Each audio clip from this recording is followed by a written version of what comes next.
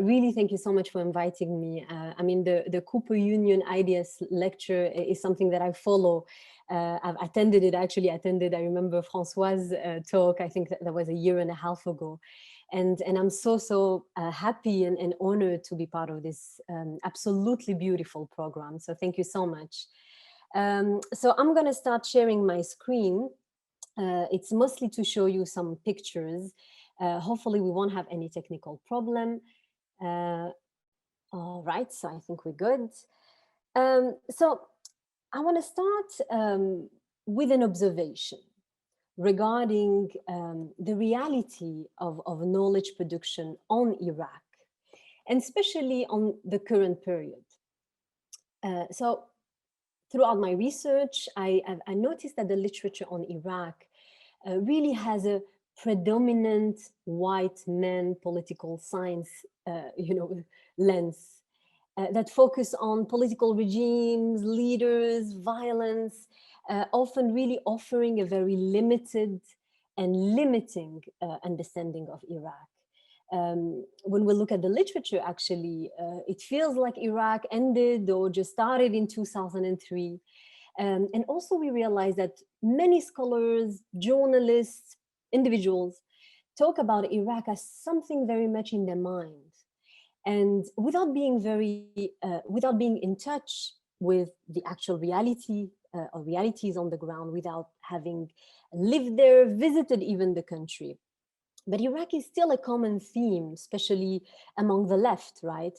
When we talk about imperialism, when we want to talk about US hegemony. And it's almost like a thing that is saying something about the US, right? But at the end of the day, even if Iraq is perceived as this victimized other, it is still perceived as this other. And there's really little attention on the society itself, its complexity, its diversity, its social movement, its feminist movements that are as diverse, as contradictory, as complex as anywhere else in the world. And so, oh, wait, let me see. Oh, perfect. So I'm also going to push this so that you can see the image more clearly. All right. So when I started actually, and thank you so much for Omar for saying a few words about my book that actually led me to study the uprising and social movement and youth movement in Iraq. I was actually based in my family house in Baghdad when I started doing this research, and I was following women's rights activists, women political activists in Baghdad and many cities in Iraq. And so this book is an attempt to draw her story of Iraq. It's a book about women, gender, and feminisms with an S in Iraq. And it's a feminist book about Iraq. And I would like also to start with sharing how actually this work on women's rights activists and feminists in Iraq really enriched my sociological and feminist imagination. And so I'll start with kind of a few theoretical points. So the first kind of idea that I had when I actually started working on this topic was that the post-colonial, the transnational feminist approach, especially in the context of the Middle East, really tend to focus very much on discourses and representation. So very often as sociologists, as ethnographer, we go to the ground. I mean, some don't, but some good ethnographers and sociologists do. Interview people, then analyze what is being said. And what I wanted to do, and what I want to do in my actual research too on the uprising, is really to apply the feminist mantra that is the personal is political as really a research method. And of course, here, ethnography is essential, saying that when we describe the place, the space, the environment, right, where the interview that we're doing take place, it's as important as the context, as the words that are being said. So describing, for example, an electricity cut in the middle of a discussion, describing and being sensitive to, I mean, the checkpoints, the T-wall that you have to cross to reach a demonstration in Baghdad, for example, is absolutely crucial. And so really I try to emphasize very much on the everyday level. Even when analyzing phenomena that are very ideological, right? When we talk about social movements, protest movement, we're also talking about social realities that are very ideological. But I really think that actually focusing on the level of the everyday is the best way for us to understand what is really going on beyond actually the discourses and representation. And I think this is also a way actually to break with powerful notions and concepts, such as this whole idea of rights, women's rights, legal rights. In focusing on the everyday, we really manage to connect the structural with the political, right? So, for example, for an Iraqi woman today, what does it mean to have the right to vote in general elections, which is commonly and simplistically associated with democracy? But because your country has been ravaged by decades of war, by economic sanctions, by an imperialist military invasion that achieved to destroy the state, and because also this military invasion put in place a very sectarian, a very conservative regime, you have lost very basic access to resources such as electricity, water, a functioning health and education system. And you live in a context in which if you question the political parties in power, the same that were brought to bring a so-called democracy, you simply get killed in cold blood, in broad daylight, by a militia or an armed group affiliated to the political regime in power. So what do women's rights mean in that kind of context, right? So here I think that transnational feminist critique is really essential. And the insistence on the trans as opposed to a so-called international feminism that often has imposed a Eurocentric and middle class and neoliberal agenda that is actually often focused on legal rights. Here, the trans in transnational is about challenging the national borders, situating the analysis in the histories of racism and imperialism, capitalism, and neoliberal nation-state projects that are essentialist and patriarchal. And it's also an invitation to perhaps think with Ella Shohat when she proposed, when she introduced this idea of dialogical encounters of difference, right? So it's also engaging, what do we mean when we say, for example, that a context is different, right? What do we mean when we say it's different to be a political activist in Iraq and elsewhere? What kind of power relation does this perceived difference reveal? And here, I think the writing against culture that was introduced by the transnational feminist Laila Abu Lughut is very powerful too. The idea that we need to unpack what we mean by culture. And I know in the field of art, it's a powerful concept. So it's really about exploring the economic, the social, and the political dimensions of this so-called culture. So of course, breaking with all of this kind of homogenizing notions of a Muslim culture, an Iraqi culture, an Arab culture, and thinking also with, for example, Sami Zubeida's work on Beyond Islam, which not only says that we should not interpret or read social and political realities through the lens of an undifferentiated Islam, but also that we need to unpack through historicizing, contextualizing, really through social analysis, the very use of Islam or Islamic. So what makes something or anything actually Islamic? So I also think that it is very important to, when we think about women's activism and the current uprising, to complicate the debate around these words, actually, Islamic, Muslim, Islamist.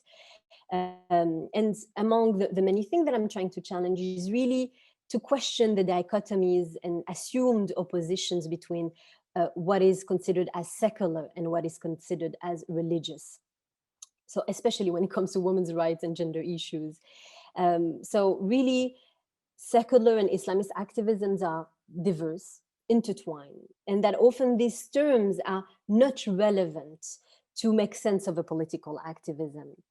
When we contextualize, when we historicize different forms of women's social and political activism and feminism, the use actually of different registers of rights, of different imaginaries, frames of reference on notions of justice, dignity, equality are imbricated and really don't fall into the either secular or religious category.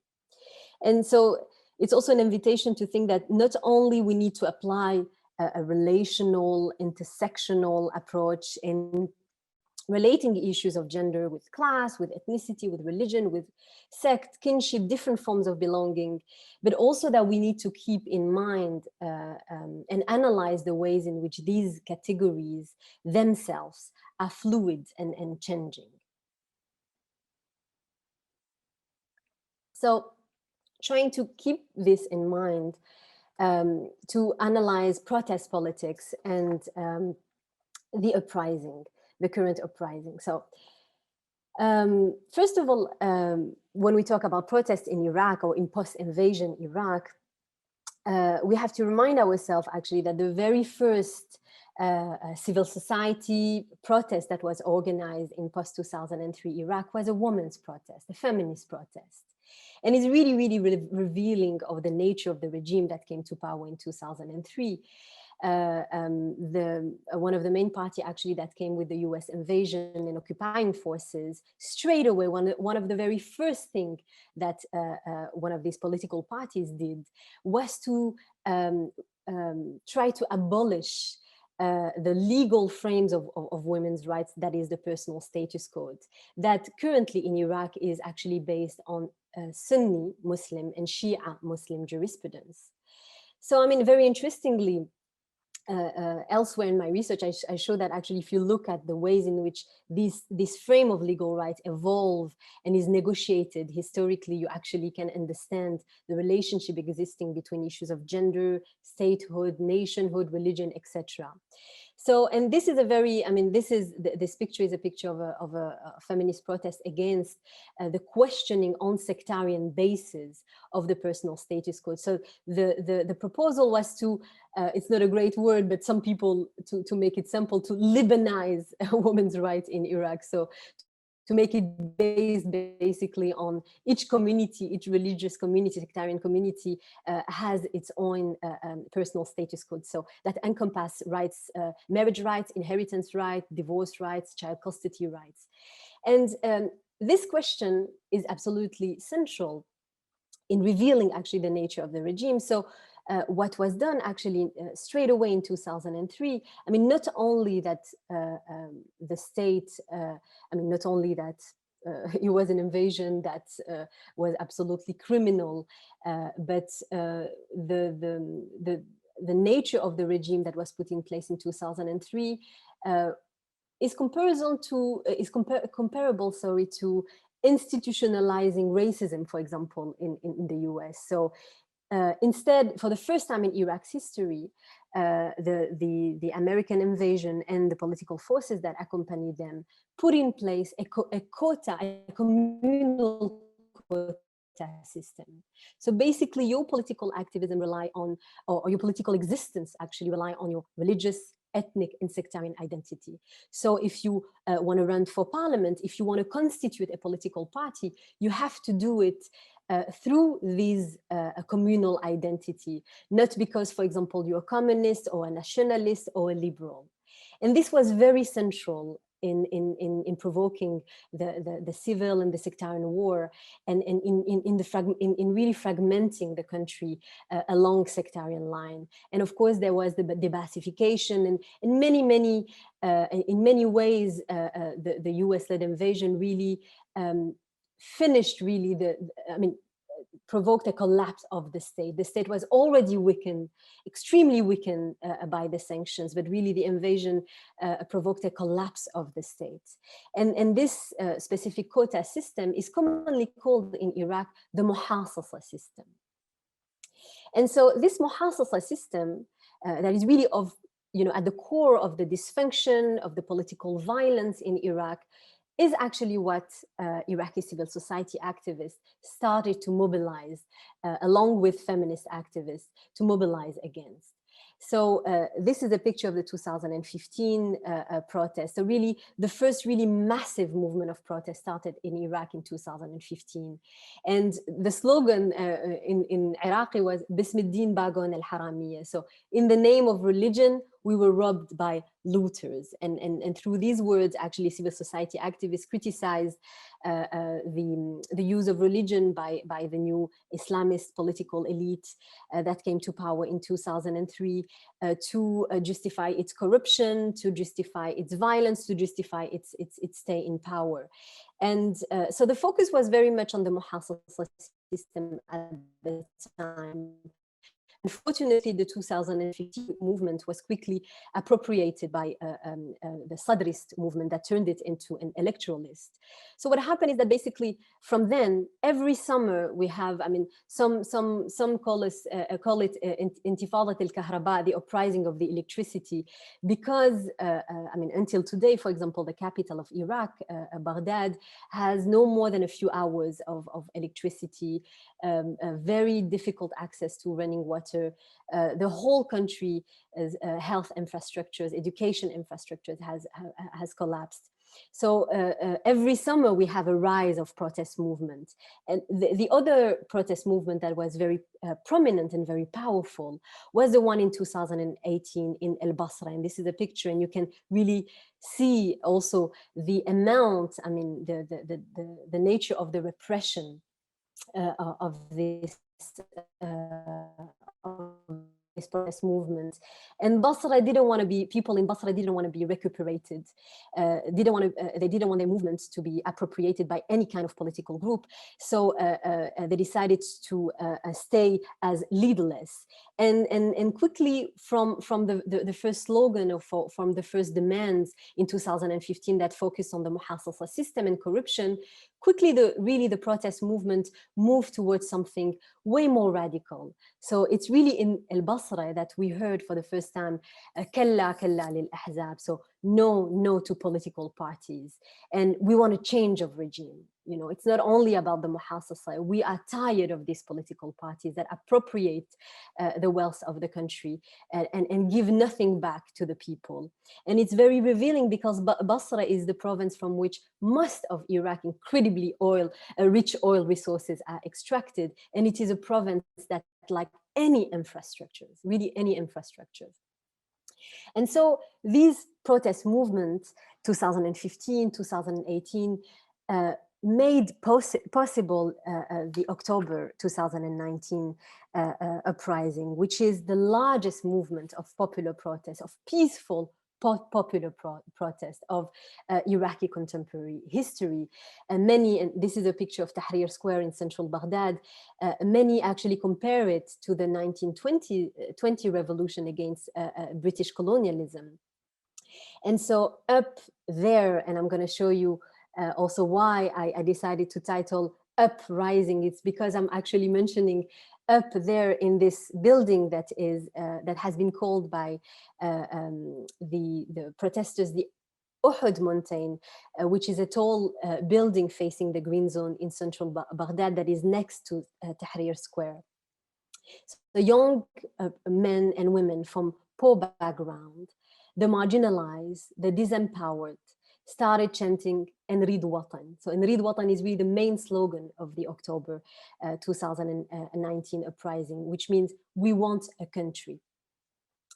And so since October 2019, a spontaneous, leaderless protest movement spread across the country, developing very strong presence in Iraq's Shia-dominated central and southern provinces, including cities such as Najaf, Karbala, Nasiriyah, and al-Basra, as I mentioned. And while initially launched by youth and really the disenfranchised, especially perhaps if some of you have followed a little bit the heroic tuk-tuk drivers that are considered as the heroes of this revolution, who are from lower class background. The uprising was then quickly joined by people from all background and region across the country. So we had unions, syndicates, student organizations that have been on strike and have called for civil disobedience for months. And so just to update you about what happened just last week, actually. I mean, of course, COVID-19 really impacted in February 2020, the uprising, but the uprising managed to basically get a new prime minister appointed that promised actually the organization of elections next coming year.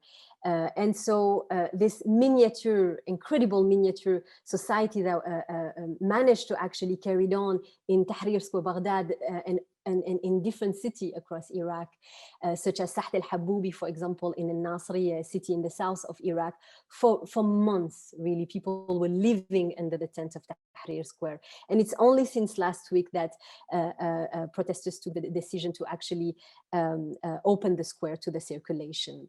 So it's a very, very recent development.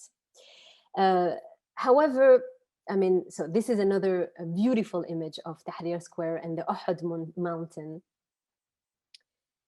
So, however, one of the main feature of the protest movement, and really the reason that often pushed the population to take the street, is the harsh and brutal repression that these unarmed, peaceful demonstrators are facing. If you look at the protests of 2015, 2018, and the 2019, they all started as small, sporadic protests, and they were all precipitated. So there were protests, for example, of young individuals asking for employment, and they all precipitated into massive protest movement as a result of the killing of several young protesters at the hands of the Iraqi security forces, but also in the hands of mostly the militias and armed groups that are associated with the Iraqi political establishment. And importantly, I think for our understanding, also to get a more global understanding, these militias were really further armed and supported by the Iraqi political establishment and also by the US administration, as they consolidated and were institutionalized as paramilitary group in 2014 when they were sent to actually fight against ISIS. So it's the same militias that are actually repressing. It's really often actually under the name of the war on terror that peaceful protests are being repressed in Iraq. And so in Iraq today, really, you can get killed by these militias for various reasons, from criticizing a political party to challenging gender or religious norms. And just in the few months of the uprising, the first few months, more than 700 peaceful protesters have been killed, 25,000 wounded by government and paramilitary groups, using live ammunition, machine guns, stun grenades, anti-riot tanks, and military-grade tear gas. Many protesters have been kidnapped, tortured, beaten up, threatened, are still receiving threats, actually. I mean, if you are a civil society activist, a journalist, a poet, a writer in Iraq, or simply actually a woman participating in a protest. And until today, there has been no prosecution, nothing at all happening to actually judge those who are responsible for these killings. So the Iraqi uprising has often been actually described by some scholars in and outside Iraq as really arise against corruption, nepotism, political violence, and against the muhassasa system. But what I want to argue here is that actually the Iraqi uprising really constitute a rise against necropolitics, really in the sense that Achille Mbembe defined it. And it also arises against herbicide, all related to a political economy of war and resource extraction. So Basra, actually, to return to Basra, Basra has always been one of the main locus of protest and of this uprising too. As I said, it's the province from which most of Iraq's oil production is extracted. And Basra is a really striking example of governmentality in which biopolitics actually and disciplining apparatus are overcome by various forms of necropower and herbicide. So in Basra, a strong network of mafia-like armed groups and militias related to the political elite compete for power and impose their rule through lethal violence. The collapse of vital infrastructures such as water and electricity, coupled with the toxicity of oil extraction, pollution, render the everyday life of the population almost unbearable. The everyday life in this province is characterized really by the overlapping of life and death, structured by existential insecurity and structural violence. And Basra is also a province experiencing a pandemic of cancer, especially children cancers that many associate to the oil extraction pollution, coupled with war-related chemicals and remain. And really, this toxicity and the unbearable condition of the everyday life is really to relate to what Stephen Graham called herbicide. And this phenomenon, this herbicide, is also very visible in Iraq's capital, in Baghdad. If you look at Baghdad, it's a city that is divided by checkpoints and T-walls. And so this is, for example, a picture of Al-Rashid, Shara al-Rashid, al-Rashid Street, which is one of the main historical streets in central Baghdad. And actually, my mother used to work in this street. And you can very easily see the neglect. You can easily see the absence of services. And I call in my research, actually, Baghdad the city of men, related to militarization and to many other aspects that I will further explain. So class divisions are really connected to political divisions here, as really access to resources and wealth are closely related to belonging to a network with strong ties with the political elite. And really the most striking separation, if you think of space in Baghdad, is between the green zone, where the political elite and the Iraqi institution, the parliament, the ministries are situated, along with the US, the biggest US embassy in the world, and the rest, basically, that is lacking any infrastructure. And so you have, a total lack of state of services and infrastructures, but you have the emergence of this. So really, public space is the remaining of the public space is being privatized to allow the constructions of malls through contracts provided by a system of bribery and corruption. So really all features of disaster capitalism, if I want to quote Naomi Klein, where market fundamentalism pushes for aggressive privatization, often related to public land grabbing and violent dispossession, while public infrastructures are dysfunctional or absent. So I think that really the uprising is a rise against herbicide, and also protests are really an urban phenomenon, with protesters demanding the right to the city. And even this notion of Madaniya is absolutely central in the uprising. And this notion also encompasses the word El Medina, the city. So really, instead of stating specific class claims, the uprising expresses demand for the urban common. Cities such as Baghdad, Najaf, Karbala, Nasriya, and Basra are not only sites of protest, but also really the material container shaped shaping their inhabitants' collective everyday life and action. And while the protests really carried unifying patriotic themes, and the Iraqi flag is very also central, is used a lot in the protest. And this notion of Nrid Watan is a very unifying theme. It's also very significant that protesters have also put forward their own local style in the public squares they occupy, using their city's history and imaginary.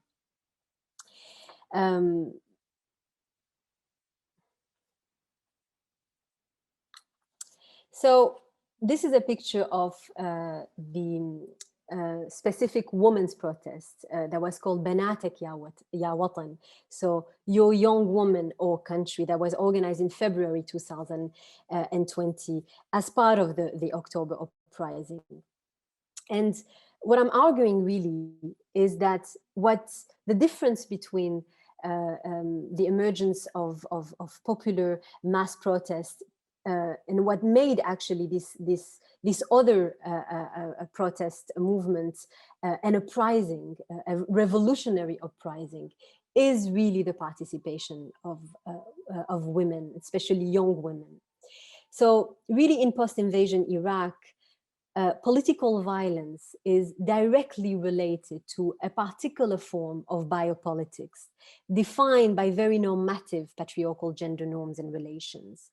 And the rise of conservative gender representations and practices have really been structured by militarization and economic crisis that provoked really the rise of new forms of patriarchies. And of course, this is not only related to the post-2003, it's a dynamic that started in the 80s and then also in the 90s, but really was exacerbated with the situation of 2003 that led to actually transform Baghdad into the city of men that I actually showed you.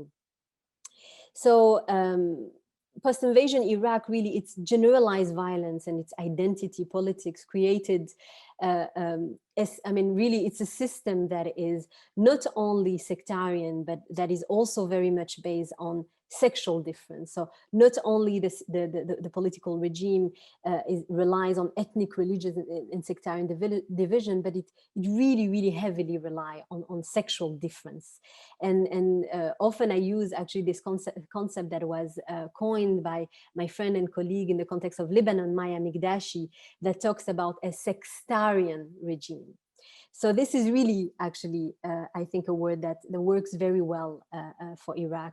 And really sextarian gender norms and relation dominate both public and intimate spaces as well as the political space.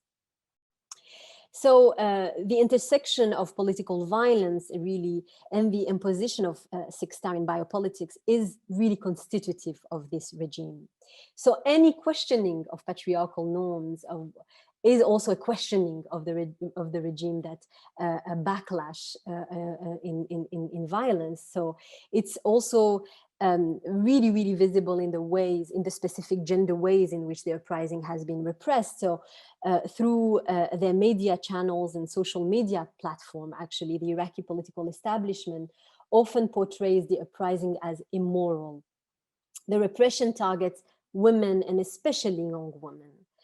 Militia violence is used to prevent women's participation in really spreading fear and terror, kidnapping protesters. So we remember Sabah Mahdawi, Mari Muhammad, or in killing them in the case of Sarat Talib and her husband Adil, and more recently Riham Yaqub in Al-Basra, or Zahra Ali in Baghdad.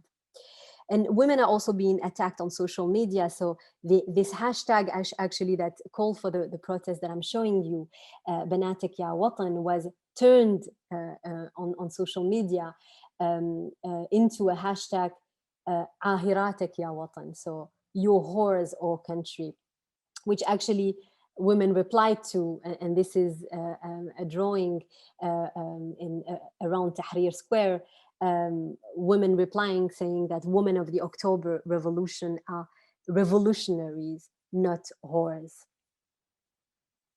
So uprising and protest are often theorized as episodes of contention. by scholars who study social movements. But here, what I would like to argue, and what actually the October uprising made me think of, is that it really constitutes a creation and a creation of space, actually. So the uprising constitutes a process of discursive, material, and imaginary space production. And here I use, of course, the notion of space, the production of space developed by Henri Lefebvre. The uprising is really a heterotopy, rising against the isotopy of the state's necropower and herbicide. This is another mural that has been done by protesters around Tahrir Square. So Tahrir Square for months until very recently was occupied by protesters. It was completely free from direct state control. Young protesters really established a miniature ideal society, over 100 of tents in and around the square, including three major bridges of the capital facing the barricaded green zone where the Iraqi government and elite reside. So the uprising also challenges dominant conservative societal norms, and really through collective action and organizing, it has been developing new codes of conducts and new sense of belonging and inclusive community building. So protesters have been really providing various services, from free food, free medical care, to various education and cultural services. They were really establishing new state forms by organizing public services such as street cleaning, repainting, as well as you can see, the restoration of public monuments, the beautification of public spaces through original art and design. So we really see the production of space and the reclaiming of public space. And really the protesters' determination to honor the martyrs of the revolution quickly became the uprising raison d'être. It is described by many protesters, I mean, as a sacred battle, as the sacred Uhud battle of the Prophet Muhammad. And this is why the tall building was called actually the Uhud mountain, for which they are willing to offer their lives as sacrifice. So one of the early martyrs of the uprising was an important figure, very, very prominent civil society activist called Safa al-Sarrai. And people used to call him Ibn Thenwa, the son of Thenwa, in reference to his mother, Thenwa, instead of referring him as his father's son. So Ibn Thenwa is now a name that is commonly used to describe revolutionaries, and many protesters' surnames refer to their mothers instead of their father's name. So really in doing so, I think protesters produce both an alternative discursive space as well as a new imaginary. So there's the whole reappropriation as well of the battle of El-Hussein, and protesters consider actually that this uprising is in the line of this very sacred religious battle of El-Hussein. So Tahrir Square in Baghdad, Al-Haboubi Square in Al-Nasriya. The picture that I'm showing you is actually in Al-Basra in January 2020. And really squares all over the country became for several months, almost actually a year, spaces where those who were looked down upon, dominated, discriminated against could exist and thrive. And really women have been taking back public space in marching, demonstrating, occupying, organizing, and making themselves visible and loud, whether in the front line facing the Iraqi security forces brutality, or in their artwork, some of them that I showed you, decorating the squares of the protest. Young women and men are also have also created a new ordinary that challenged social hierarchies and societal norms, including class and gender division. So for example, in Baghdad, Tahrir Square, a young middle-class woman from a very upper-class neighborhood, El Mansour, would befriend a working-class young man from Medinat al-Sadr. So really we see a new social fabric that is being woven, a new social contract that is being negotiated in the square, where the uneducated poor is equal with the educated middle class, where men and women, young and old, meet, share a common space and build a common movement. So I'm wary also of time, so maybe I'm going to conclude here. And so the diversity of women's participation, whether they participate as individuals or as a member of women's rights group, was really visible, for example, during the International Women's Day mobilization, showing that really the limited term Iraqi woman, or al-mar'a al-Iraqiyya, that is really a singular, used historically, I mean, by Islamists, by secular activists, is being replaced with the more inclusive Iraqi woman in plural. It's really an unprecedented moment, and of course, in this presentation, I've really emphasized on the beauty of it, and I haven't really talked very much on critiquing it, but I can definitely talk about its limitation, the division within the protest movement in the discussion. But I thought it's such an important historical moment for Iraq, and I wanted to share it with you.